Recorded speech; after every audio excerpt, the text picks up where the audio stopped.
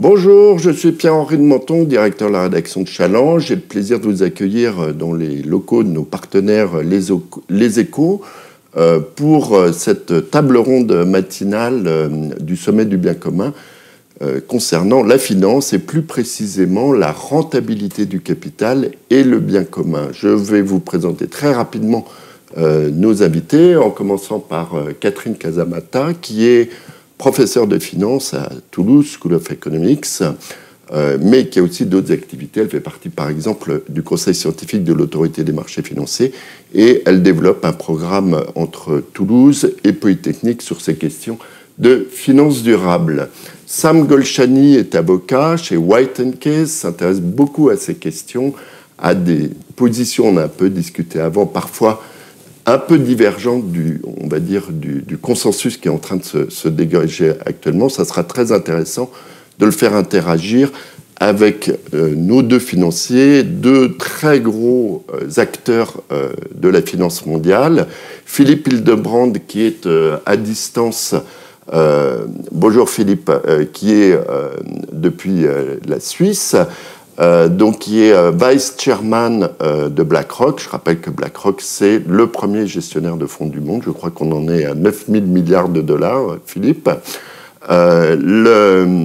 Et qui a été, dans une vie précédente, banquier central. Donc, c'est intéressant aussi d'avoir cette vision-là. Et enfin, à mes côtés, Jean-Laurent Bonafé. Bonjour. Vous êtes directeur général du groupe BNP Paribas. Qui est très engagé, la Banque Verte, qui est très engagée depuis plusieurs années dans ce processus de transition à la fois énergétique et sur l'égalité et d'une manière générale sur le bien commun. Donc on va revenir sur tous ces points. Je voulais peut-être, Catherine, que vous nous fassiez une petite minute académique, si vous le permettez, avant ensuite de lancer le débat auquel vous allez participer. Sur de quoi on parle, en fait, on connaît ces deux notions de bien commun et de rentabilité de capital, les préciser peut-être en quelques secondes, et puis de savoir un peu justement quelle est l'ampleur du phénomène, puisqu'on a beaucoup de chiffres qui circulent et on a du mal parfois à s'y retrouver. Merci beaucoup. Donc d'abord, je tenais à dire que je suis ravie d'être là à cette table ronde, parce que c'est un sujet de recherche qui est vraiment prioritaire pour TSE. Notamment à travers son centre Sustainable Finance, et aussi, je tiens à le dire parce que ce n'est pas toujours le cas, parce que c'est un engagement de TSE dans la durée, puisqu'on anime depuis 2008 cette initiative de recherche avec l'école polytechnique qui s'appelle Finance durable et investissement responsable, et qui est soutenue depuis 2008 par une dizaine d'acteurs de l'investissement socialement responsable. Donc c'est assez rare pour le souligner. Alors de quoi parle-t-on ? Aujourd'hui, la rentabilité du capital, qu'est-ce que c'est ? C'est tout simplement la rémunération que vont demander les investisseurs en compensation des risques qu'ils prennent lorsqu'ils achètent des titres, des actions, des obligations sur les marchés. Mais du coup, ce qu'il faut bien comprendre, c'est que ce qui définit la rémunération des investisseurs, c'est aussi ce qui va définir le coût du capital pour les entreprises. C'est-à-dire, lorsqu'elles veulent lever des fonds pour investir, c'est le coût qu'elles devront payer aux investisseurs. Et plus la rentabilité demandée par les investisseurs est élevée, plus le coût du capital pour les entreprises est élevé, et moins elles vont pouvoir investir. Et donc, il est important de connaître quelle est cette rentabilité du capital pour le bien commun, parce qu'elle va avoir un impact direct sur la capacité des entreprises à investir dans des projets qui, alors on va le définir de manière très large, auront un impact positif sur la société, au-delà de la pure performance financière. Alors Catherine, quel est l'état de l'art, on va dire, dans les calculs de rentabilité ? C'est très très suivi et pour cause, on a affaire à des grands professionnels, les investisseurs institutionnels, etc., doivent calculer ça et doivent avoir des tas de bases de données. Est-ce que c'est rentable, plus rentable, moins rentable d'investir dans le bien commun ? Alors, je vais commencer par un premier constat qui est peut-être le plus paradoxal, c'est que, en général, on voit que la rentabilité du capital pour des projets dits responsables est plus faible que, alors à niveau de risque égal, évidemment si on change les niveaux de risque c'est un peu compliqué de comparer, mais à niveau de risque donné est plus faible que la rentabilité obtenue sur des projets classiques. Je vous donne quelques exemples.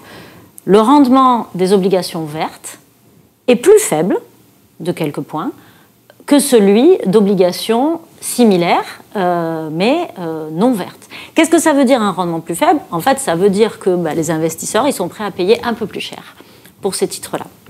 Et de la même manière, il y avait cette étude célèbre de Harrison Hong et Martin Kasperzitz qui montre que les entreprises des secteurs dits du vice avaient une rentabilité plus élevée que Alors, celle... Le secteur du vice, c'est tabac, armes, casino, voilà. Tabac, jeux, alcool, etc. Alors, ça peut paraître une rentabilité plus élevée que ceux de secteurs, disons, plus responsables. Alors, ça peut paraître un peu paradoxal, mais en fait, il faut le voir comme le fait que les investisseurs, ils ne sont pas prêts à payer autant pour ces entreprises, donc mécaniquement, leur cours est plus bas, et c'est ça qui crée cette rentabilité élevée. Et puis, il y a des études plus récentes qui montrent que la rentabilité est plus élevée pour des entreprises qui ont plus de risques environnementaux, et récemment, Patrick Bolton, encore avec Martin Kasperzitz, a montré que la rentabilité était plus élevée pour des entreprises qui avaient plus d'émissions carbone. Alors, est-ce que c'est grave pour les investisseurs? C'est ça la question, évidemment. En fait, non. Pourquoi? Parce que cette rentabilité qui s'opère qui se reflète sur les marchés, c'est la manifestation des préférences sociales des investisseurs.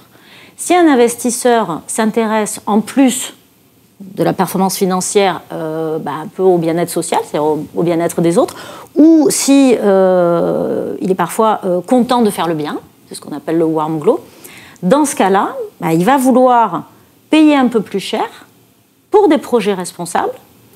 Ça va augmenter les prix de ces projets et donc diminuer sa rentabilité financière, mais il ne va pas y perdre parce que sa rentabilité globale sera élevée, parce qu'il prendra en compte aussi cet impact social. Et pour les entreprises, c'est très bon, parce qu'elles auront un coût du capital plus faible pour pouvoir investir davantage dans des projets qui ont un impact social positif. Alors, je voudrais faire réagir nos deux grands géants de la finance verte. Philippe Hildebrand, est-ce que vous partagez ce qui vient d'être exposé par Catherine, c'est-à-dire que d'une manière générale, l'investissement dit vert ou de biens communs rapporte moins, pour raccourcir, que les autres. Et puis, au passage, peut-être vous nous dites, on parlait de ce chiffre de 9 000 milliards de dollars, quelle est la part dans ce portefeuille qui est estampillé d'une manière ou d'une autre, ISR ou ESG? Oui, merci beaucoup, merci d'être parmi vous. J'espère que c'est la dernière fois en virtuel. Oui, on espère tous. J'en ai un peu marre quand même, donc... écoutez, je pense que c'était très bien de commencer avec cette discussion de quelque part de trade-off, parce que c'était en fait le paradigme qui dominait cette discussion d'investissement durabilité depuis 20, 30 ans. En fait, cette niche, elle existe depuis des décennies. Notamment en Suisse, il y a toujours eu une petite niche d'investissement durable, mais c'était toujours sur ce contexte qu'on va perdre du rendement si on investit dans la durabilité. Et je pense qu'il faut partir, il faut quitter ce paradigme, notamment autour du climat. Pourquoi? Parce qu'en fait, c'est basé sur une comparaison fictive. Aujourd'hui, il faut nous dire qu'est-ce qui se passe si nous faisons rien en ce qui concerne le climat. Donc, et là, évidemment, vous voyez tout de suite que les conséquences sont dramatiques. On sait aujourd'hui,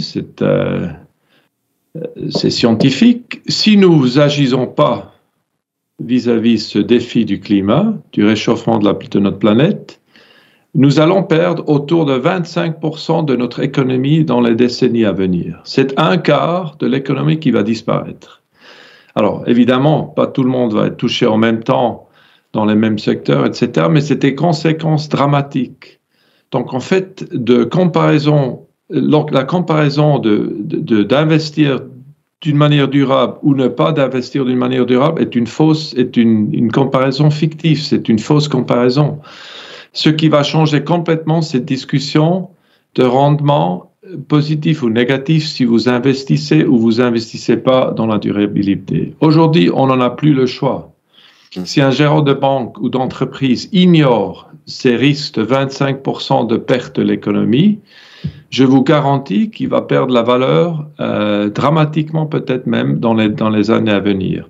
Donc, je pense que toute la discussion autour du rendement est en train de complètement changer de paradigme. Et c'est pour ça que nous constatons, c'est pour ça qu'on a mis en fait la durabilité au cœur de tout ce que nous faisons. Nous constatons aujourd'hui une réallocation qui commence, qui va durer des années, à mon avis une réallocation historique, un changement de paradigme, où ne pas investir d'une manière durable, en fait, au moins autour du climat, n'est pas une option, parce que les conséquences sont simplement trop dramatiques. Alors, ne pas investir dans le bien commun n'est pas une option. Où en est cette réallocation au sein du portefeuille de vos actifs sous gestion chez BlackRock? En 2 mots, hein, parce que je voudrais avoir le contrepoint de BNP Paribas. On est tout au début, c'est simple. Aujourd'hui, nous avons à peu près 380 milliards en instruments, en investissement durable. On veut arriver à 1000 milliards, c'est notre but dans les années à venir. Donc, ça reste une petite partie de la totalité de BlackRock, qui est quand même un microcosme, quelque part, de l'économie financière. Ça vous montre qu'on est, à mon avis, tout au début de cette réallocation historique qui va être énorme. Merci beaucoup Philippe Hildebrand. Jean-Laurent Bonnafé, donc BlackRock, c'est 380 milliards sur 9,1 milliards à peu près, qui est un mot peut-être sur vous, vos actifs sous gestion, et puis quand même votre métier qui est celui de banquier et de faire du crédit. Vous avez pris des positions importantes sur les green bonds, sur les crédits impact, et là, dans les taux de crédit, quel est alors, on va quand même parler, Philippe, de ce débat sur la rentabilité. Quel est le gap entre un taux d'un crédit normal et d'un taux impact, par exemple? Voilà, donc deux questions. Où vous en êtes dans le cheminement sur l'asset management et sur l'intégration de ces externalités, de cette transformation dans les taux de crédit? Alors nous sommes d'abord une banque commerciale. C'est pour ça que je parlais crédit. C'est une entreprise de services. Et ce qu'on sait dans la banque, c'est que, quelle que soit l'approche, quel que soit le métier, à la fin de la journée, ce qui compte, c'est la bonne santé des contreparties, c'est-à-dire des clients.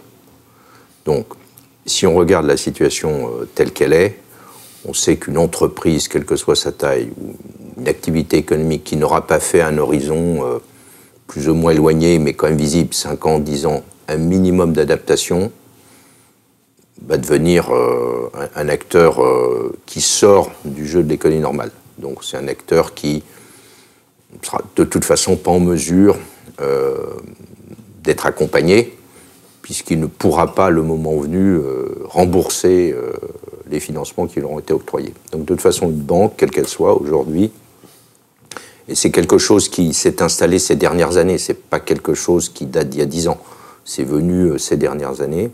Les banques regardent leur portefeuille actuellement, et c'est de plus en plus collectif, avec cette idée qu'une entreprise, quelle qu'elle soit, va avoir un chemin à parcourir. Et ce qui est important, c'est la quantité de cash flow, donc d'investissement, qu'elle va consacrer à la transition, ce qui lui assure un avenir. Ça, c'est le raisonnement de base d'une banque. C'est bien plus important que la marge qu'on peut avoir sur un crédit. Parce que dans une banque, avoir une contrepartie qui rembourse ou qui ne rembourse pas, c'est toute la différence entre une bonne banque et une banque qui fait des crédits inappropriés. Bon. Donc ça, c'est en train de s'accélérer. Les mesures, elles sont difficiles à donner puisque ça reste encore des phénomènes un peu à la marge. Je dirais, nous avons émis, nous sommes un leader mondial, peut-être le leader mondial des green bonds. Ce qu'on observe, c'est que les investisseurs, qui souvent représentent en fait des personnes individuelles, ont plutôt envie de se porter comme financeurs naturels des projets qui vont dans ce bon sens, bien commun. Donc ils sont prêts à accepter un coupon, un rendement qui est plus faible. Donc quand vous prenez un green bond ou un financement, un bond impact, normalement vous commencez à voir, c'était moins clair il y a quelques années, mais vous commencez à voir un avantage. C'est-à-dire que celui qui vient sur un marché en disant, voilà, je lève de l'argent pour conduire un projet qui a un effet, disons, global, positif, il peut trouver un financement moins cher. Ah oui, d'accord. Ça, c'est un peu contre-intuitif par rapport à ce qui se passe. Oui. C'est ça ce qui se passe. Donc, vous avez un emprunteur qui dit, ben voilà, moi, pour une partie de mon activité, j'assois mon besoin de financement sur un projet qui a un impact positif. Ça peut être une usine de batterie pour l'automobile, ça peut être une installation de recyclage, au sein d'une entreprise plus globale qui, par ailleurs, est tout ce qu'il y a de plus classique. Donc, vous voyez des investisseurs qui, petit à petit, acceptent de recevoir un coupon en rendement plus faible. Ce qui contribue à faire que... Ah, du côté de l'investisseur, oui. Donc l'entreprise va quand même payer plus cher. Non, l'entreprise va payer moins cher. D'accord. Donc l'investisseur, qui souvent... Il abandonne une partie de son gain potentiel. Il n'abandonne pas. Oui. Le gestionnaire d'actifs, il représente des personnes, souvent ça peut être des family office, des clients, des particuliers, qui demandent d'investir d'une façon qui lui convient. Alors, il y a l'approche traditionnelle, le secteur X, le secteur Y. Puis il y a cette approche nouvelle qui s'est installée et qui est de plus en plus puissante, qui est, moi, de toute façon, peu m'importe le secteur, ce qui m'importe de plus en plus pour moi, mes enfants, mes petits-enfants, puis pour demain, le monde entier, c'est que ce soit fait sur des projets qui ont un sens. Bon. Et je suis prêt, dans une certaine limite, dépendant de la qualité du projet, à recevoir un coupon plus faible. Donc l'entreprise qui éventuellement est en train de conduire un projet qui, au début, parce qu'on peut en parler, peut être moins rentable, parce que la masse critique, il y a une plus grande R&D, il y a un peu plus de risques à entreprendre, l'entreprise touche un financement qui est un peu moins onéreux. Ça, c'est un élément qu'il faut bien avoir en tête. Et dans la banque, ça va se passer comme ça. On fait chez nous du crédit à la consommation automobile, financer des automobiles. Quand c'est des autos vertes, hybrides, nous avons des pricing qui sont plus faibles. Voilà. Donc tous les acteurs économiques, nous en particulier, mais c'est quelque chose qui est en train de prendre de la vitesse, sont en train de donner des avantages aux projets qui vont dans ce sens. Alors ce qui est important, c'est que en fait, le monde ne se divise pas entre les entreprises qui ont tout juste, ou les acteurs économiques qui ont tout juste, et puis celles qui auraient tout faux. C'est pas green et sin, quoi. C'est un peu plus compliqué. En fait, ce qui est important, je dirais, c'est comme les élections, c'est que la très vaste majorité des entreprises, des acteurs économiques, chacune chez elles, fassent le travail. Parce qu'on voit bien que si on disait à tous ceux qui ne sont pas nés exactement au bon endroit, c'est-à-dire qui ne sont pas exactement compatibles avec ce qu'on va faire demain, ce qui est en fait la majorité des entreprises, s'il fallait dire, bon, vous arrêtez et on va créer d'autres entreprises qui vont faire le travail, c'est juste impossible. Donc ce qui est important, et ça je pense que c'est le travail des gestionnaires d'actifs qui votent dans les assemblées générales, qui émettent des doctrines, des règles de plus en plus précises. On est aussi asset manager, les compagnies d'assurance.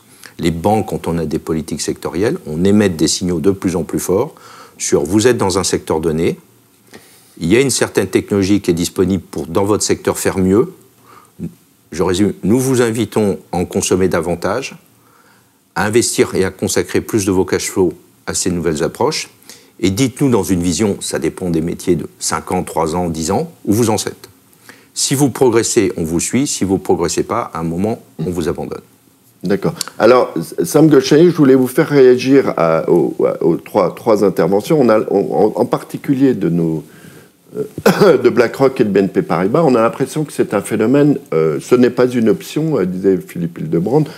Jean-Laurent Bonnafé parle de transition inéluctable et qui s'accélère, même si on n'en est qu'au début. Je crois ce que disait Philippe Hildebrand. Là, je pense que vous aussi, les fonds ISR, c'est important, mais ça ne représente pas encore la majorité. Non, mais dans le bilan de la banque, on a des centaines de milliards de financements qui sont déjà compatibles avec les principes de l'ONU du développement durable. Alors, moi, ma question, Sam, c'est est-ce que vous êtes d'accord avec ça? Est-ce que, de toute façon, on n'a pas le choix? C'est pas une option. Donc, à la limite, il n'y a même plus de débat, ce que disait Philippe Hildebrand. Le débat sur la rentabilité, il n'a plus tellement lieu d'être. C'est pas tout à fait ce que disait Jean-Laurent Bonnafé. Quelle est votre réflexion sur cette évolution et cette accélération? Nous, on le voit bien, comme médias et journalistes, on a beaucoup de signaux de communication. Certains appellent ça le greenwashing. Moi, j'ai un biais, parce que comme je suis libéral, je pense qu'on a toujours le choix. Donc, cette idée que les choses sont inéluctables, j'ai du mal à y croire, en tout cas, peut-être sur le plan religieux, mais sur le plan économique, j'y crois peu. En revanche, ce que je vois modestement en accompagnant nos clients, qui sont souvent des fonds d'investissement, c'est qu'on est confronté à deux sujets qui créent de la concurrence qui sont potentiellement créateurs de richesse. Le premier point, et on en a parlé rapidement, c'est cette idée d'obsolescence des bilans des sociétés. C'est-à-dire une société qui ne veut pas se transformer dans le contexte actuel. C'est un champ, on parle beaucoup de changement climatique. Moi, j'ai une autre marotte qui est l'accès au capital des salariés.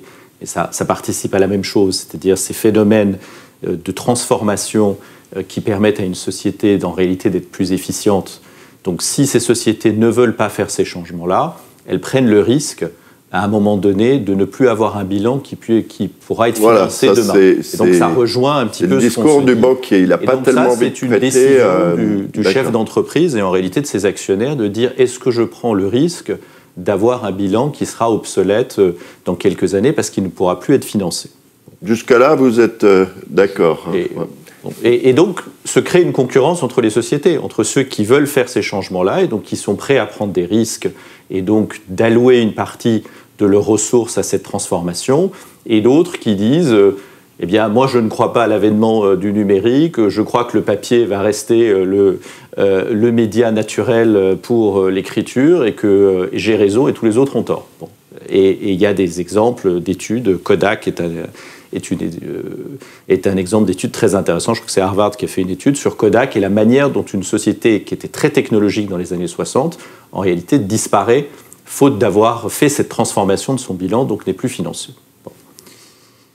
Et puis, et c'est là où ça rejoint un petit peu les gens que je conseille habituellement, on voit bien que des fonds comme TCI et autres commencent à venir taper à la porte des entreprises en disant Monsieur Vinci, qu'est-ce que vous faites pour le climat? Monsieur Total, qu'est-ce que vous faites? C'est-à-dire qu'on voit bien que des fonds qui cherchent la rentabilité à court terme pour leurs propres investisseurs voient dans ce choix d'obsolescence du bilan un élément déterminant de création de valeur pour l'entreprise, et donc ils viennent se rappeler au bon souvenir des entreprises en disant qu'est-ce que vous êtes en train de faire pour cette transformation. Et moi je crois que si des gens aussi sophistiqués que des fonds actifs réfléchissent à ce sujet, les entreprises doivent se poser la question de l'obsolescence de leur bilan. Ça c'est le canari au fond de la mine qui est là et qui chante. Donc ça c'est le premier sujet. Et à ça s'ajoute un deuxième sujet, qui est un peu matriciel tout ça, c'est plus vous avez des gérants d'actifs qui allouent de l'argent sur ces projets long terme du fait des choix de leurs investisseurs, Family Office qui dit je veux faire ça, tel fonds de pension qui dit je veux allouer, plus vous avez une manne d'argent qui attend d'être allouée, qui attend d'être déployée. Et donc là, les entreprises, pareil, vont être en concurrence pour aller pouvoir bénéficier de ces financements. Et là, on retombe sur le phénomène que vous avez décrit, qui est qu'en réalité, on réduit le coût de son capital, on réduit le coût de son financement en faisant cette transformation de son bilan.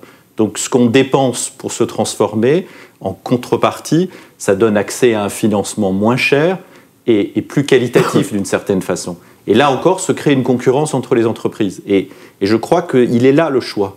Le choix, c'est est-ce qu'on veut avoir du capital à long terme de qualité moins cher? Et si on veut avoir ça, est-ce qu'on est prêt à faire les transformations que le marché nous demande sans nous poser la question, au fond, et ça c'est mon propos personnel, mais sans se poser la question de savoir si c'est bien ou mal. C'est pas ça le sujet. Le sujet, c'est est-ce que c'est efficace pour l'entreprise?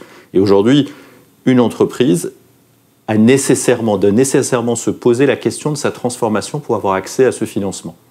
Moi, j'avais une question sur en fait, la mesure de la transformation. On a un brillant ingénieur, vous travaillez aussi avec Polytechnique. Comment on calcule ça? Est-ce qu'il y a des facts and figures? Parce qu'on a beaucoup de discours, on a des valorisations très élevées, puisqu'il y a beaucoup d'argent.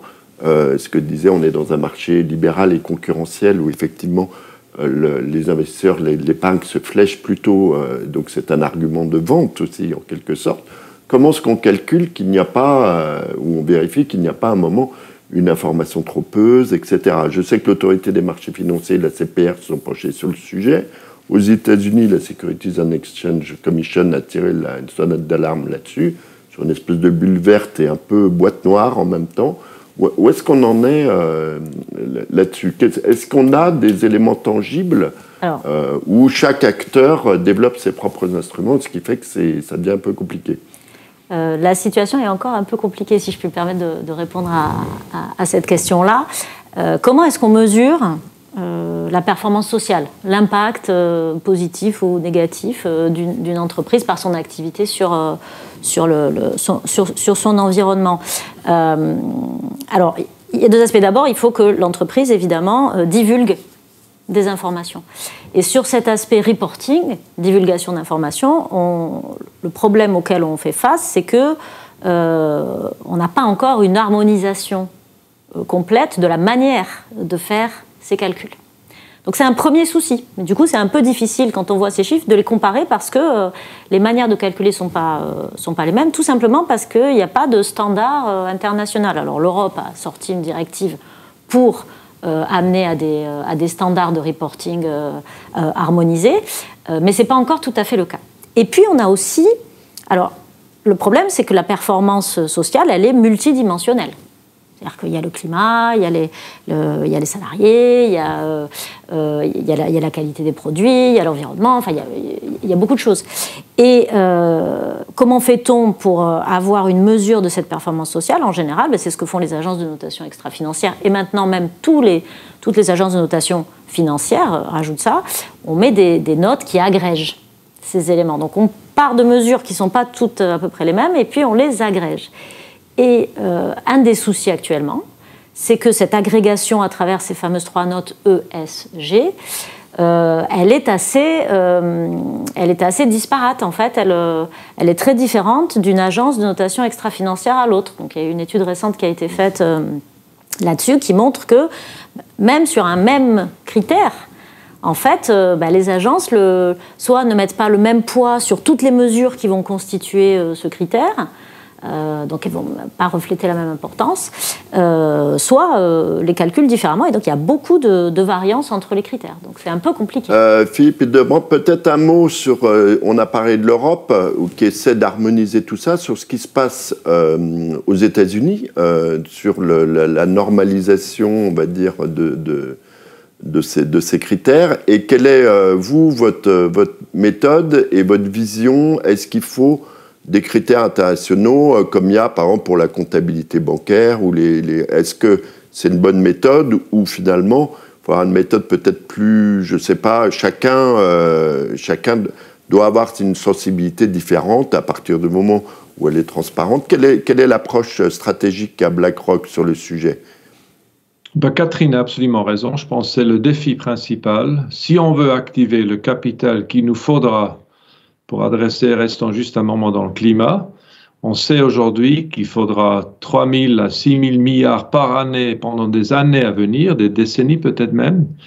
Ça sera principalement de l'argent privé. Donc le public est important pour mettre des incitations, des signaux, mais finalement, le financement de cette transition, elle doit venir du privé. Donc, il nous faudra une mobilisation de capital énorme. Et pour ça, il nous faut aussi des standards. Et donc, ça, c'est effectivement aujourd'hui le problème principal. Dans le domaine du climat, on est plus avancé qu'ailleurs, mais ça reste très compliqué. Je pense qu'il est essentiel qu'on essaye de tout faire ce qui est possible pour arriver à des standards internationaux. Et je pense que la comparaison que vous venez de faire avec accounting est tout à fait raisonnable. Nous avons mis beaucoup de temps là. Ça a mis du temps d'avoir des normes comptables internationales. Malheureusement, on est un peu parti dans les deux. Bon, il y a les problèmes américains qui faisaient même pas partie du débat. Il y avait cet effort côté européen qui était admirable, mais en même temps qui était très limité. Donc, nous avons fait tout ce que nous avons pu faire avec la nouvelle administration à Washington, notamment avec John Kerry, pour justement essayer de le convaincre. Il nous faudra absolument essayer de converger vers des standards internationaux. Ça sera difficile, c'est très compliqué, comme Catherine l'a dit, mais si nous voulons mobiliser ce capital privé à ces sommes énormes qui vont être nécessaires pour financer la transition, il est essentiel qu'on développe des standards rapidement. Dans le domaine du climat, il y a vraiment énormément de progrès qui étaient faits dans les années à venir. D'abord d'une manière volontaire, de plus en plus ça devient quand même oui, on est forcé par les gouvernements de suivre. Donc ça, c'est le processus qui doit maintenant évoluer. Heureusement, je dirais la bonne nouvelle, c'est que la technologie nous aide. Donc ça, c'est un domaine où l'intelligence artificielle, data sciences, tout ça nous aide à avancer plus rapidement peut-être qu'on aurait pu le faire dans une autre période. Mais Catherine a absolument raison. C'est le défi principal toujours pour pouvoir mobiliser ces sommes énormes qu'il nous faudra dans les années à venir, et il nous faudra ça rapidement. Il nous faut des standards de la transparence pour y arriver. Merci Philippe Hildebrand. Jean-Laurent Bonnafé, est-ce que vous êtes d'accord quand Philippe disait pour mobiliser tout cet argent, ces milliers de milliards de dollars qu'il va falloir pour financer, il faut des standards internationaux, au même titre qu'on a fini par... bon, c'est toujours en évolution, c'est pas tout à fait la même chose sur les risques prudentiels, on a fini par les avoir en matière de comptabilité financière.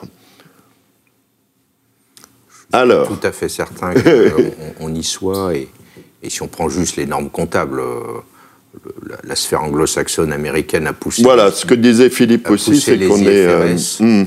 que l'Européen a fini par acheter, tant qu'au même moment, l'Américain se disait finalement les US GAAP, c'est pas mal. Donc en fait, on est dans deux lobes très différents. Alors, qui va prendre le pouvoir? Est-ce que c'est Standard & Poor's? Est-ce que c'est les autorités, les gouvernements, l'ONU? Ce que je pense, c'est que dans ESG, il y a des dimensions très différentes. La partie, disons, environnementale, au sens transition, là, il faut des métriques extrêmement sophistiquées, extrêmement lourds et sérieux. On ne les a pas. Pour une raison simple, c'est que souvent, ceux qu'on regarde, ceux auxquels on s'adresse, auxquels on prête, et on prétend qu'on fabrique son bilan, et c'est le bilan, il faut le refléter. Souvent, les informations, on les a de façon incomplète. Donc, il va falloir construire ces informations. C'est un sujet de supply chain. Il faut construire les informations. Aujourd'hui, on ne les a pas. Dans d'autres sujets, gouvernance, tout ce qui concerne la société et l'inclusion, je pense qu'on pourrait aller plus vite, plus loin, parce qu'en réalité, c'est plus simple. On a besoin de moins de métriques pour aller plus vite et plus loin. Par contre, là, on est sur des sujets où les cultures sont différentes, et ce qui est bien un endroit n'est pas nécessairement bien un autre endroit. On peut relativement raisonnablement se mettre d'accord sur est-ce qu'une installation, une technologie libère du CO2. Bon, ça, c'est un ingénieur dans toutes les langues va arriver plus ou moins à la même conclusion. Le S et le G, ça, c'est des éléments de culture qui peuvent être assez radicalement différentes. C'est pas, à mon avis, un sujet de métriques. Donc, de façon pratique, nous sommes une entreprise et de toute façon, on n'a pas le temps d'attendre les normes globales qui viendront ou qui seront mises en cohérence plutôt. Donc, il faut avancer. Je ne suis pas venu avec un slide de BNP Paribas pour faire de la réclame, mais à l'Assemblée Générale ou dans notre communication financière, on a en général un slide qui montre sur toutes les agences extra-financières comment on se comporte année après année. Donc, de toute façon, il n'y a aucun problème. Il faut progresser quelle que soit l'agence, parce qu'aucune agence extra-financière n'a la vérité. Et la meilleure façon de s'en sortir, c'est de s'assurer qu'à peu près, quelle que soit l'agence, on progresse. Et ce n'est pas parce qu'on aura progressé dans les yeux des agences que le surlendemain, on va continuer à progresser. Parce qu'en réalité, eux-mêmes affinent la façon dont ils nous regardent et dont ils nous observent. Donc, sur la partie environnement, c'est en train de venir. Les Européens, les banques européennes ont développé PACTA, qui est une méthodologie de comptabilisation. Donc, c'est assez puissant pour tout ce qui est le bilan. C'est un peu moins puissant pour ce qui est le hors-bilan. Ça vient. Il y a des coalitions entre banques qui sont en train de se monter, la Net Zero Banking Alliance récemment. Les banques américaines sont rentrées puissamment, ce qui n'est pas le cas il y a encore 2 ans dans ces sujets. Je disais, il y a un vrai changement donc les conversations ont lieu. On va rester, à mon avis, pendant très longtemps dans un monde imparfait où on ne pourra pas faire converger. Au mieux, ça peut converger dans 10 ans, ce genre de normes. Mais dans 10 ans, il faudra avoir vraiment taillé la route. Il n'est absolument pas question d'attendre 10 ans. Donc de toute façon, avec les moyens du bord, d'une certaine façon, compte tenu du point dont on part, il est assez simple, avec des outils encore un peu frugaux, de montrer qu'on s'est amélioré. Donc moi je pense que la moitié de ce qu'on appelle la transition vers le zéro carbone peut se faire avec les moyens actuellement. Il n'y a aucune excuse pour ne pas avancer. Les moyens suffisent. Par contre, pour finir le geste, l'autre moitié, il va falloir des outils beaucoup plus précis. Parce qu'à un moment, là, on risque de se tromper et la transition pourrait coûter très cher au sens économique. Parce qu'il ne faut pas oublier que la transition bouleverse les mécanismes économiques, peut créer de l'emploi, mais pas en détruire. Et très rapidement, on peut être rattrapé par d'autres sujets qui sont l'inclusion, la capacité à offrir une situation à tout le monde, etc. etc. Bon. Donc, il faut se préoccuper et s'intéresser, investir sur les méthodologies. Beaucoup d'acteurs aujourd'hui le font. Les régulateurs, les superviseurs, les pouvoirs politiques, les parlements, les entreprises. Ça avance. Ce sera toujours un peu plus lent et plus long. Mais on a suffisamment d'éléments pour faire un travail que je qualifierais d'efficace pour au moins les 7, 8, 10 prochaines années. Mais on va avoir vraiment besoin de ces méthodologies pour finir le geste. Parce qu'il y a un moment, ça va devenir anti-économique si on n'a pas un peu plus de précision dans la façon dont on s'y prend. Sam, on a toujours tendance à avoir une vision caricaturale du libéralisme en disant il n'y a pas d'État.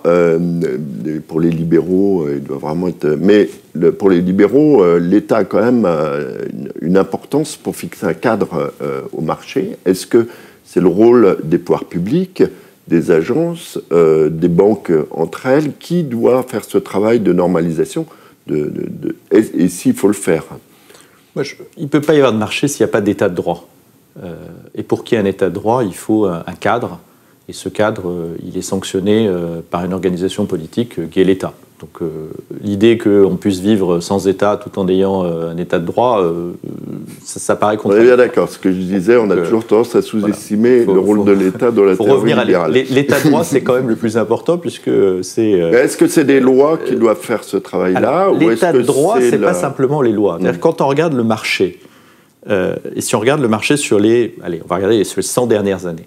On va voir que sur les 100 dernières années, au fur et à mesure d'engagements qui sont pris par les sociétés, et souvent d'ailleurs ces marchés sont des personnes morales privées, ce sont des marchés privés, eh bien il y a le régulateur, puis les États ont commencé à sécréter des normes. Et moi je suis d'accord avec 10 ans, c'est à peu près le temps qu'il faut pour que les normes rattrapent la réalité. Donc on va avoir sur les prochaines... Vous partagez tous cette opinion-là sur les 10 ans? Moi, ça me paraît dans très longtemps, vu la vitesse du phénomène, mais... La sécrétion des normes, pas oui. sur le... Philippe, Catherine? On a conduit des automobiles avant les permis de conduire. Oui. Faut quand même dans une dizaine d'années, on aura des normes mondiales, vous pensez? Alors, je ne sais pas si on aura les normes... vous voulez dire en termes de mesures? En termes de mesures et de maîtrise, l'équivalent de ce qu'on a sur la comptabilité, par exemple, financière. On aura une base. Alors, parce que la comptabilité, ça a pris plus longtemps que 10 ans. Mon espoir, c'est que ça arrivera un peu avant 10 ans, mais je suis peut-être optimiste. Philippe, vous qui avez un pied sur chaque continent... Oui, moi, je pense que c'est à peu près raisonnable. Ce que j'espère, c'est que l'Europe peut vraiment aussi développer des normes européennes. Puis après, ensuite, qu'on puisse converger d'une manière équitable. Ce qui serait pas bien, honnêtement, notamment dans les domaines SCG, si des valeurs américaines s'imposent à travers des normes américaines sur des entreprises européennes. Donc, je pense que là, il y a un vrai défi. Je sais que la directive est en révision de non-financial reporting actuellement en Europe. C'est très important pour moi que l'Europe puisse vraiment se manifester aussi d'une manière claire dans ce développement des normes. Sinon, on aura des problèmes s'il n'y a que des valeurs américaines ou même plus extrêmes. Donc on est à peu près tous d'accord, comme quoi bon, ça commence. Et bon, il y a ce petit combat États-Unis-Europe avec qui va avoir le leadership. Oui. On aura une concurrence des normes comme on l'a eu en comptabilité. Ça, et les sociétés qui sont des émetteurs sur plusieurs marchés, que ce soit en Europe ou aux États-Unis et parfois dans les deux, vont devoir un petit peu faire le grand écart entre les différentes normes. Donc moi, il va falloir prendre ce temps long pour que le régulateur, les États puissent sécréter des normes qui s'appliquent. Mais entre-temps, de toute façon, les sociétés, pour avoir accès à ces financements, on revient sur ce qu'on disait au début, vont devoir transformer leur bilan, vont devoir prendre des actions, ne serait-ce que pour pouvoir avoir accès à des actionnaires, à des financiers. Là où je crois qu'il y aura quelques désillusions, c'est que le fait de s'engager sur la transformation climatique, sur l'accès des salariés, sur des sujets d'inclusion divers et variés, ça ne peut pas remplacer l'efficacité économique. Et que donc, il y a des entreprises qui vont croire qu'en cochant les cases, et donc en allant expliquer à ces agences de notation que quelque part ces entreprises font tout bien, eh eh bien ça suffira pour leur permettre d'avoir des actions qui seront cotées au bon niveau et de pouvoir avoir accès au financement. Et je crois que là, on va avoir des désillusions, puisqu'il faut, en parallèle de cette transformation du bilan, continuer à être un acteur économique efficace et donc être profitable et être capable de créer de la richesse. Le ESG ne doit pas être une excuse pour être le cache-sexe d'une mauvaise gestion. Oui, on a vu des débats sur la place de Paris récemment avec un grand groupe agroalimentaire qui tournait un peu autour de ça. Avec des fonds actifs qui viennent taper à la porte en disant ce que vous dites c'est très bien et on est d'accord avec ça, mais où est-ce que vous en êtes sur la création de valeur? Et je crois qu'il ne faut pas que les entreprises oublient qu'on ne peut pas faire ce changement-là si on ne crée pas de valeur. Parce que c'est cette valeur-là qui va être redistribuée via l'investissement dans le changement climatique, l'accès des salariés, enfin toutes les choses dont on a parlé. Dans rentabilité du capital, donc il y a la rentabilité, mais il y a aussi, donc, pour calculer cette rentabilité, il y a la valeur du capital. Est-ce que vous considérez que on va dire, ce secteur est survalorisé? Puisqu'on entend parler beaucoup de bulles vertes, où effectivement, vous disiez, finalement, les valeurs SIN sont décotées, donc peuvent offrir pour les investisseurs des bonnes opportunités d'investissement, en tout cas à court terme.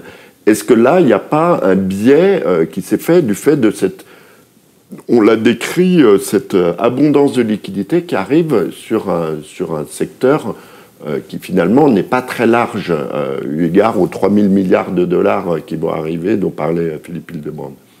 Est-ce qu'il y a une bulle? Alors, ça c'est une question à laquelle malheureusement on aimerait bien répondre, mais c'est assez difficile. Mais vous voyez les facts and figures. Oui, mais alors justement, pour les académiques, il n'y a rien de plus difficile que d'identifier une bulle avant qu'elle éclate. Dommage. Donc voilà, ça fait partie ça fait partie des problèmes. Juste pour revenir sur cette histoire des SIN stocks, il ne faut pas voir ça comme une opportunité des investisseurs. C'est juste que on n'a pas très envie de les détenir, ces actions. C'est ça qui fait que leur prix est plus bas. Donc, je ne verrais pas ça comme une opportunité. Ensuite... c'est peut-être aussi, excusez-moi, les valeurs qui sont le plus susceptibles de se transformer. Vous prenez le tabac, le patron d'un grand groupe de tabac, il vous explique qu'il ne fera plus de tabac dans 10 ans. Hein, enfin... Alors, ça pose une vraie question qui rejoint un peu cette question de l'activisme et qui rejoint aussi la question de quelles doivent être les stratégies d'investissement des gérants de fonds ou des banques. Est-ce qu'il vaut mieux se concentrer sur les entreprises qui sont déjà vertueuses, responsables, vertes, chères et chères, donc pour toutes les raisons qu'on a évoquées. Est-ce que c'est ça qui va avoir le plus d'impact, ou est-ce qu'il ne faut pas cibler des entreprises qui ne sont pas encore dans cette transition pour non seulement accompagner, mais peut-être déclencher cette transition? Et ça, c'est une grande question dans les stratégies d'investissement. Est-ce qu'il faut faire du best-in-class, je récompense ceux qui sont bons, ou est-ce qu'il faut faire de l'engagement? Au contraire, Catherine, on va avoir la réponse. La stratégie des firmes. Deux des plus grands patrons des plus grands groupes d'asset management du monde qui vont nous répondre. Alors, quelle est la bonne stratégie? Vous n'êtes pas comme les académiques, vous êtes capable, a priori, de dire s'il y a une bulle ou pas. Vous payez des armées d'analystes pour le faire. Est-ce qu'il y a une bulle? Et quelle est la stratégie que vous mettez en place? Est-ce qu'il faut mieux acheter cher, donc des valeurs bien vertes et bien propres aujourd'hui, ou miser, comme le disait un peu Jean-Laurent Bonnafé, sur la transition à moyen long terme, auquel cas, pourquoi ne pas acheter du Philip Morris? Peut-être Jean-Laurent Bonnafé?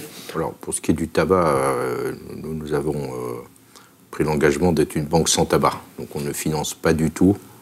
On n'accompagne pas avec notre asset manager ni notre compagnie d'assurance. Donc ça s'appelle stratégie d'exclusion. Voilà, les dégâts sur la santé en général sont juste monstrueux. Donc ça, c'est un sujet qui dépasse ces sujets de rentabilité. Il y a de toute évidence, une fois que le virus sera passé, on va redécouvrir qu'il y a des vraies maladies, celles qui sont malheureusement plus ou moins inévitables, et puis celles qu'on se crée nous-mêmes en ayant des usages déviants. Manifestement, le tabac en fait partie. Et donc, il y a maintenant 3 ans, je crois, nous avons décidé de rejoindre une coalition qui d'ailleurs a été créée depuis l'Australie, Tobacco Portfolio Free, et donc qui fait que nous ne finançons aucune entreprise qui est dans le secteur du tabac, dans la chaîne de la valeur, ni notre asset manager n'investit dans ces sociétés. Ok, donc ça c'est exclu. Maintenant sur la stratégie. En général, il faut une approche que je qualifierais de bon père de famille ou bonne mère de famille. Il faut de la diversification. Prenez l'automobile. Vous avez un leader qui tout d'un coup s'est levé, Tesla, qui a fait gagner peut-être 10 ou 15 ans de prise de conscience au monde entier.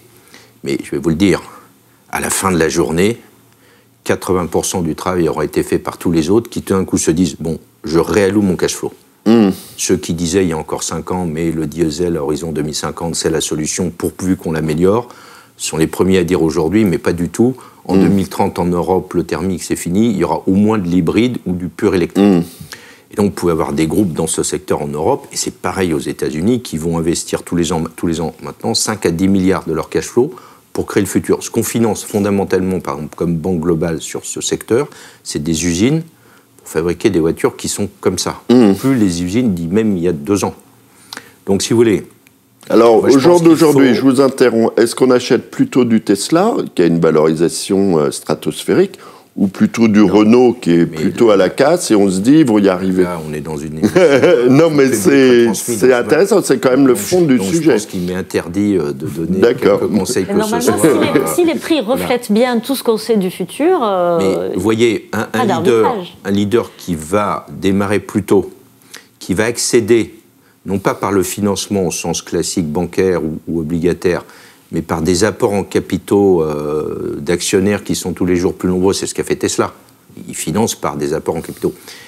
Et qui fait que, parce qu'ils sont particulièrement bien réveillés, particulièrement bien équipés en technologie, particulièrement déterminés, très bons gestionnaires, etc., ils finissent par créer une part de marché qui leur est propre, qui fait que dans le monde de demain, même s'ils sont rattrapés par d'autres, ils auront créé une part de marché qui avant n'existait pas.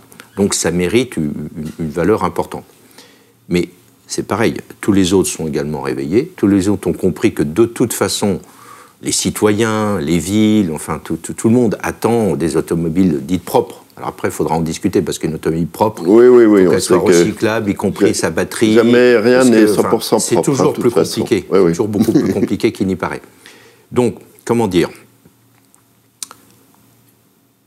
Il y a dans un secteur donné toujours un leader, à un moment qui est un disrupteur, enfin c'est le terme à la il se lève, il va plus vite, c'est un mélange à la fois de chance mais surtout de talent, et puis voilà.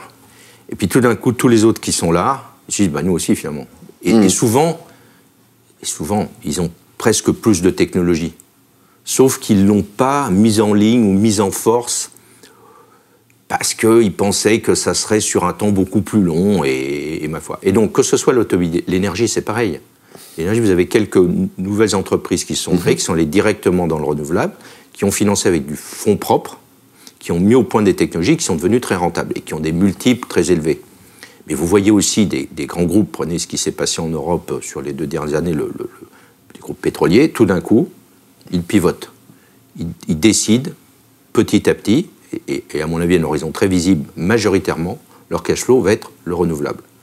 Ces gens sont nés dans l'énergie, ils ont des portefeuilles, des profondeurs qui font que s'ils font ça, ils seront au rendez-vous demain. Donc si vous voulez, et c'est là où c'est important, dans la classe, quand vous avez, moi je suis petit-fils d'instituteur, vous avez, mettons, 20 gamins, pour faire monter la moyenne de la classe, oui, vous pouvez dire au premier de la classe... non seulement d'avoir 10 sur 10, mais plutôt 15 sur 10, mais ça ne va pas suffire. Ce qui est important, c'est que tout le monde prenne un demi-point, 3/4 de point, 1 point, 1 point et demi, 2 points. En fait, je pense que l'économie va fonctionner comme ça dans ces transitions. Des leaders qui vont nous faire basculer, j'allais dire presque émotionnellement, dans un futur qui n'existait pas, et d'autres qui vont s'y coller, parce que c'est le jeu de la concurrence et de la compétition. Mais il faut vraiment faire levier sur ces entreprises qui sont l'essentiel de l'économie, parce que sinon... ça veut dire que vous prétendez gagner la partie avec quelques leaders. Mais on aurait pu ne pas avoir de Tesla. D'accord, donc on a du Tesla et du Renault en portefeuille, pour répondre à ma question. Philippe, je voulais vous faire réagir sur les propos de Jean-Laurent Bonnafé. D'abord, est-ce que vous pratiquez, là on parlait d'un secteur, il y en a peut-être d'autres chez BNP Paribas, mais est-ce que vous pratiquez l'exclusion de certains secteurs? Est-ce que c'est une approche qui se pratique chez BlackRock? Deuxièmement, est-ce que vous considérez qu'il y a une bulle ou pas sur ces bons élèves, ces premiers de la classe, qui sont peut-être un peu trop bien notés par les marchés? Et quelle est votre stratégie? Est-ce que c'est bon père de famille, bonne mère de famille, avec j'ai le premier de classe, mais j'ai aussi celui qui va s'en sortir grâce à moi d'ailleurs? Oui, alors d'abord, oui, l'exclusion fait partie de la stratégie là où on peut. Donc, il y a eu des exemples qui étaient mentionnés. Je dirais sur la transition, on a devant nous la plus grande transition de l'économie dans l'histoire de l'humanité sur les prochaines quelques décennies. Donc, il faut bien se rendre compte que cette transition va être énorme. Donc, évidemment, il y aura comme j'ai dit, des réallocations de capitaux énormes. Moi, je ne suis pas du tout inquiet actuellement en ce qui concerne une bulle dans ce secteur de durabilité. On est tout au début de cette réallocation. Si on aura ce problème un jour, peut-être, mais honnêtement, ce n'est pas une préoccupation pour moi aujourd'hui. Le problème qu'on a devant nous, c'est qu'aujourd'hui, prenons l'énergie, on ne peut pas fonctionner en tant qu'économie sans carbone. Donc, par définition, c'est cette histoire de transition dont on a parlé. Alors, souvent, j'estime que beaucoup de ces entreprises qui aujourd'hui ont de la peine à attirer des capitaux, des flux de capitaux, vont aussi être les entreprises qui vont être à la pointe en ce qui concerne l'innovation technologique. Prenons l'énergie. Le secteur d'énergie... Oui, mais si personne... Philippe, je vous interromps. Si elles n'attirent pas de capitaux, comment est-ce qu'elles vont pouvoir financer cette transition? Puisque plus personne n'a tellement envie de... Peut-être, aujourd'hui, il y a l'Assemblée Générale de Total, hein, par exemple. Pour des questions d'image, c'est peut-être pas très bon d'investir massivement dans Total, qui pourtant a besoin de beaucoup d'argent pour mener cette transition. Comment sortir de ce c'est le point que Jean-Laurent a fait tout au début, que nous insistons aussi en tant qu'actionnaires. Nous demandons des plans de transition sur le long terme. Donc, prenons une entreprise dans le secteur énergie, il faut qu'il présente des projets de transition. Et donc, si aujourd'hui une entreprise a des prix très bas, des valorations très basses, ça ne veut pas dire qu'elle n'arrive pas à tirer de capitaux si elle peut démontrer au marché, à la banque pour côté crédit, pour nous, côté d'investissement, qu'ils ont des projets de transition qui sont vraiment convaincants. Donc, je pense c'est pour ça qu'aujourd'hui, il y aura énormément de changements. Il y aura des entreprises qui vont pas être à la hauteur de ces défis de transition, qui vont disparaître. On a dit, le bilan va devenir obsolète. Il y aura d'autres qui aujourd'hui sont punis par le marché, qui vont s'établir en tant qu'agents de changement, qui vont, avec ces projets de transition, attirer du capital sur la durée. Donc, je pense qu'on aura, le point principal ici, on aura énormément de changements de prix relatifs dans l'économie à travers de ces transitions, de ces transformations historiques que notre économie va parcourir sur les années à venir. Et c'est ça le défi pour l'actionnaire aujourd'hui. Comment allouer ce capital? Et je pense qu'on est tout au début de cette énorme réallocation. Alors, donc on est appelé la science, les académiques, les investisseurs, les banques, pour justement essayer d'anticiper quelles entreprises peuvent réagir aux défis qui nous posent cette transition. C'est comme les banques. Regardez les banques aujourd'hui après la crise. Jean-Laurent et moi, nous avons passé des années dures à cette période. Il y a certaines banques comme la sienne qui ont fait une transition impressionnante, qui ont attiré du capital. Il y a d'autres, notamment dans mon pays, qui n'ont pas changé. Et qu'est-ce qui se passe? On voit bien ça dans le prix de l'action. Donc, je pense que ce n'est pas très différent de ce qu'on a vécu après la crise financière. Bien. Le parallèle est très intéressant, effectivement, avec ce qui s'est passé dans le secteur bancaire après la crise précédente. Effectivement, on a vu certains acteurs disparaître, d'autres rétrécir et d'autres grossir très vite. Il nous reste quelques minutes. Est-ce que vous êtes d'accord quand Philippe Hildebrand dit que c'est la plus grande révolution économique de l'histoire? Ou est-ce qu'on a déjà connu un phénomène pareil avec des immenses groupes qui vont disparaître, d'autres qui se créent? Enfin, on le voit, le capitalisme a l'air en ébullition à cause, et c'est un des éléments, c'est effectivement cette transition ESG. Catherine. Alors, que dit l'Académie? L'Académie, enfin, bon, moi, en représentant de l'Académie, dit que cette histoire d'innovation, création, destruction, elle a toujours eu lieu. Regardez les plus fortes valorisations aujourd'hui dans les sociétés digitales. Elles n'étaient pas là il y a 30 ans. Donc, de ce point de vue-là, c'est un peu le fonctionnement de nos économies d'innover et donc de changer de changer de secteur. Après, il y a évidemment l'autre grand sujet qui n'est pas le seul sujet sur le bien commun, mais qui est quand même un sujet qui nous préoccupe beaucoup actuellement, c'est celui du climat. Et là, il y a effectivement quelque chose d'assez singulier, enfin au moins on l'espère, hein, jusqu'au prochain risque majeur.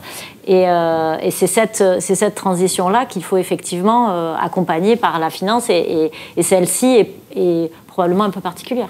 Sam, sur le côté historique schumpeterien poussé à l'extrême de ce qui se passe en ce moment. Je pense qu'il n'y a pas de révolution. Moi, je ne crois pas à ça. La révolution, elle est déjà là. C'est la disruption technologique. Ça impacte toutes les catégories. Ça impacte le SG comme ça impacte l'armement.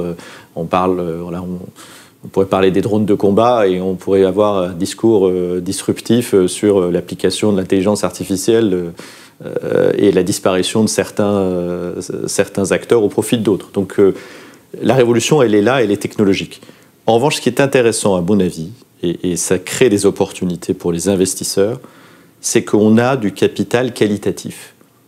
Et jusque-là, on n'avait pas vraiment beaucoup de capital qualitatif. On avait des sous-poches de capital qualitatif. Et donc là, le capitalisme devient intelligent. Il n'est pas intelligent, il est qualitatif, c'est-à-dire qu'il va venir se poser, il va appliquer pour ses critères de sélection d'investissement, il ne va pas simplement regarder le rendement, il ne va pas simplement regarder la rentabilité, il va rajouter d'autres critères qui sont des critères qualitatifs, et ça c'est la première fois. C'est un peu, je prends cet exemple, c'est un peu comme si on disait il y a 50 ans, moi je ne vais jamais investir en Amérique du Sud. Bon, il y a un critère, pas d'Amérique du Sud. Là, au lieu de dire pas d'Amérique du Sud ou pas d'Afrique ou pas d'Europe, on va dire je ne vais pas investir dans des bilans qui seront obsolètes dans 10 ans. Vous êtes certain de ça? Parce que dans l'ESG, là, on voit il y a une tendance qui est en train de monter. Il y a d'ailleurs une directive en préparation sur les droits fondamentaux, par exemple.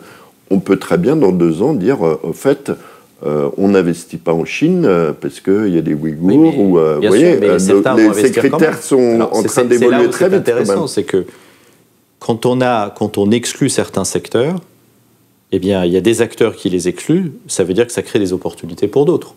C'est aussi ça, le capitalisme. Il ne faut pas imaginer que demain matin... Il y aura tout le temps quelqu'un pour financer le parce qu'à un moment donné, ça va augmenter le rendement de cet investissement-là et vous aurez des fonds alternatifs qui vont lever de l'argent pour dire je vais investir dans telle ou telle industrie parce que j'ai un rendement très supérieur. Et là, ce qui sera intéressant, mais là, c'est que mon propos, ça n'engage que moi, mais peut-être que dans 20 ans, on va avoir le contre-ESG, c'est-à-dire des grands gérants d'actifs qui vont se dire je vais allouer 5% de mon capital sur des choses qui sortent peut-être un peu de l'ordinaire parce que mes investisseurs me le demandent, parce que ça a un rendement plus élevé. Ça peut arriver.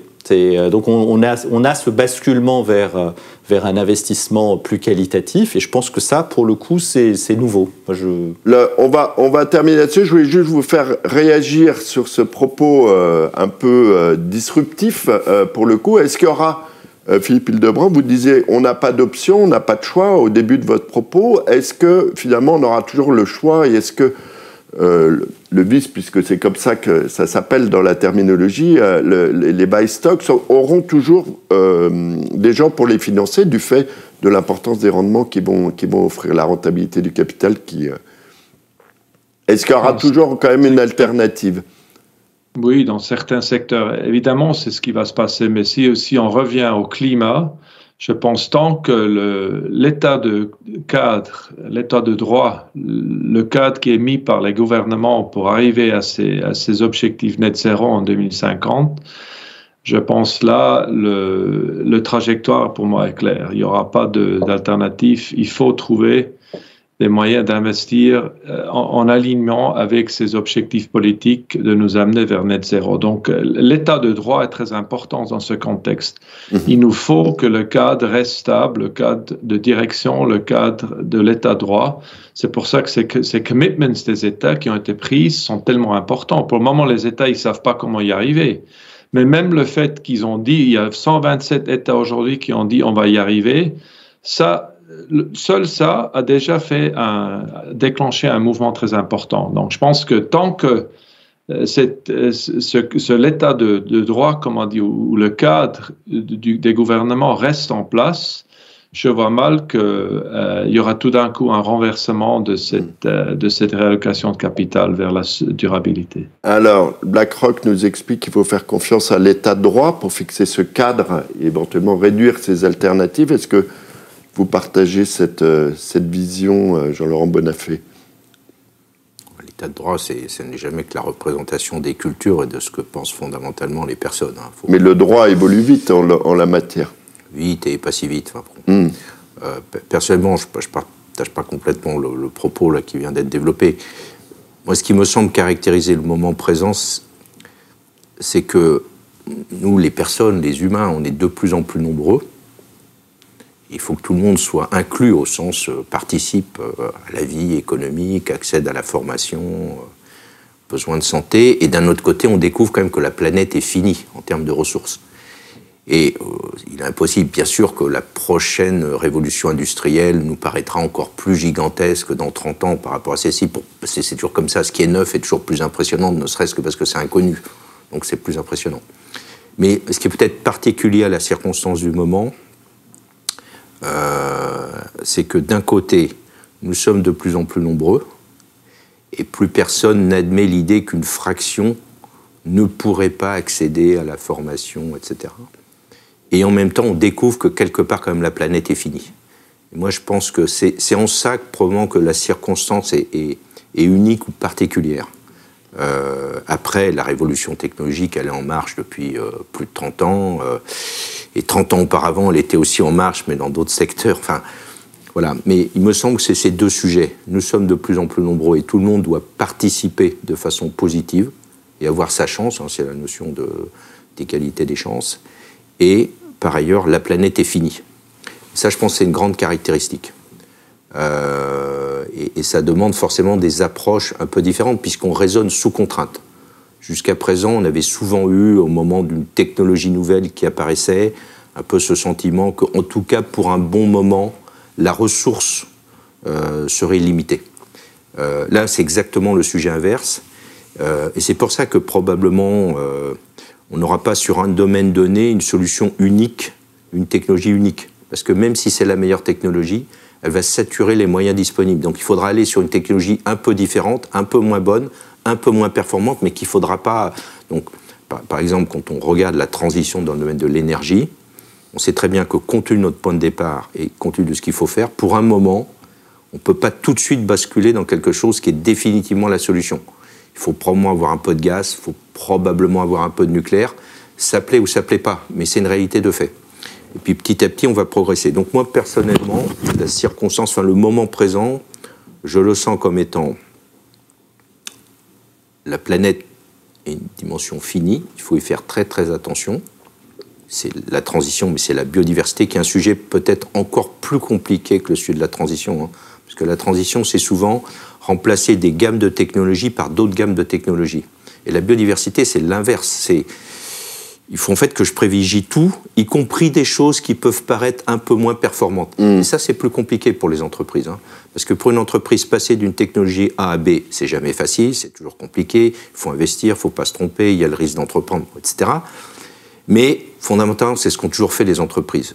Je fais évoluer mon portefeuille, mes organisations.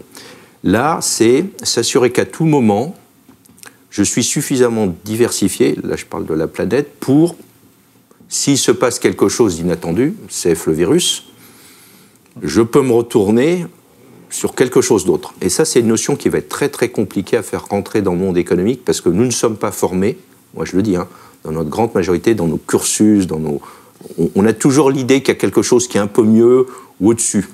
Et cette idée qu'il faut de tout, c'est une idée un peu particulière. Donc la biodiversité, c'est ce qui nous attend assez vite aussi, et à mon avis, on va en parler. Je pense que dans 10 ans, si on est malin, si on se débrouille bien, on aura fait la moitié du chemin sur la transition, j'espère, et on verra assez lisiblement la deuxième moitié. Il vaudrait mieux terminer en 2040 que 2050. Mais au même moment, on va découvrir autre chose qu'est la biodiversité. Donc moi, c'est ça, à mon avis, qui fait le caractère unique de ce que nous vivons actuellement. Catherine, je vais vous demander de clore notre table ronde. C'est vous qui l'aviez introduite. Est-ce que vous partagez cette vision à la fois d'urgence, de caractère pour le coup historique, peut-être de sentiment de finitude, de danger de la planète? C'est peut-être arrivé quand même avec la bombe atomique, je me suis toujours dit ça. Sur le côté de bon père de famille, bonne mère de famille de Jean-Laurent Bonnafé, en disant par exemple sur le mix énergétique, attention de ne pas se ruer sur une seule technologie renouvelable, par exemple. Alors, 3 questions, quelques secondes. Non, juste une phrase pour dire, moi je rejoins votre propos sur la biodiversité, c'est probablement le nouvel enjeu, comment concilier l'économie avec la biodiversité et le fait que nos ressources sont finies et on n'a pas forcément les manières de voir les choses ou les modèles actuels qui permettent de prendre ça bien en compte. Donc ça, je m'attends à ce que ça soit vraiment une préoccupation et des industriels, des praticiens, des financiers et aussi des académiques. Ça a commencé d'ailleurs, il y a un très joli rapport qui s'appelle The Economics of Biodiversity qui vient de sortir et qui explique tous les enjeux actuels. Bon, écoutez, on va attendre d'avoir des normes mondiales de biodiversité. On se retrouvera en 2050, je pense. Merci beaucoup, Philippe, de votre participation à distance. Bonne chance en Suisse. J'espère que vous allez réussir à en sortir. Merci Jean-Laurent Bonnafé, Sam, Catherine. Merci infiniment. Merci. Ce débat était très riche et on va laisser la place à une autre table ronde sur les enjeux de la santé. Très bien. Merci.